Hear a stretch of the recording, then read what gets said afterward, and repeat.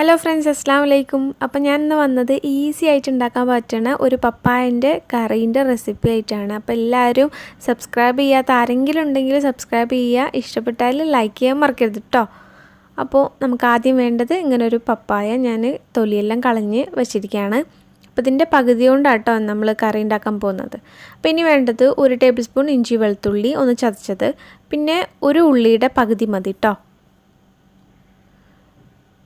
ഇനി വേണ്ടത് ഒരു തക്കാളിൻ്റെ പകുതി, ഇതിൽ നമുക്ക് ഹാഫായിട്ട് മതി കേട്ടോ. തക്കാളിയും ഹാഫ് മതി. എന്നിട്ട് ചെറുതായിട്ട് എല്ലാം അരിഞ്ഞു വെക്കാം. ഇനി 2 പച്ചമുളക്, നല്ല എരിവുള്ള 2 പച്ചമുളകാണ് ഞാൻ ഇപ്പോൾ ഇടുന്നത്. അതൊന്ന് ജസ്റ്റ് നടുകേറി ഇട്ട് കൊടുക്കുക. എന്നിട്ട് 2-3-4 കറിവേപ്പിലയും കൂടി കട്ട് ചെയ്തിട്ട് ഇട്ട് കൊടുക്കുക. എന്നിട്ട് ആവശ്യത്തിന് ഉപ്പും ചേർത്ത് കൊടുക്കുക.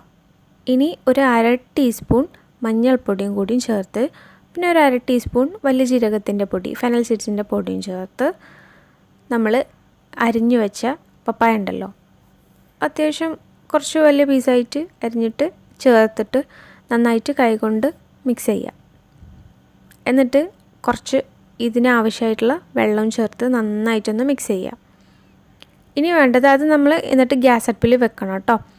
ഇനി കുറച്ച് തേങ്ങ, അതിലോട്ട് ഒരു പച്ചമുളകും കുറച്ച് ജീരകവും, വലിയ ജീരകവും ചെറിയ ജീരകവും ഏത് വേണേൽ എടുക്കാം, അതും ഇട്ടിട്ട് കുറച്ച് വെള്ളം ചേർത്ത് മഞ്ഞളും ചേർത്തിട്ട് ഒന്ന് അടിച്ചെടുക്കാം. നമ്മൾ സാധാ കറിക്ക് തേങ്ങ അരയ്ക്കുന്ന പോലെ തന്നെ. അപ്പം വലിയ ജീരകം ഇടുമ്പോഴാണ് ആ ഒരു കുത്തുന്ന ടേസ്റ്റ് കിട്ടില്ല കേട്ടോ. അപ്പോൾ ഇതാ കറി ഏകദേശം ആയി വരുന്നുണ്ട്. ആ സമയത്ത് ഒരു 1/2 ടീസ്പൂൺ മുളക് പൊടിയും കൂടി ചേർത്ത് കൊടുക്കാം, ഒരു കളറിന് വേണ്ടിയിട്ടാട്ടോ.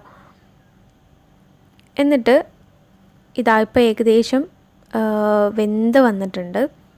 അപ്പോൾ ഇനി ഇതിലോട്ട് നമുക്ക് അരച്ച് വെച്ച തേങ്ങ ചേർത്ത് കൊടുക്കാം. എന്നിട്ട് നന്നായിട്ടൊന്ന് മിക്സ് ചെയ്ത് കൊടുക്കാം.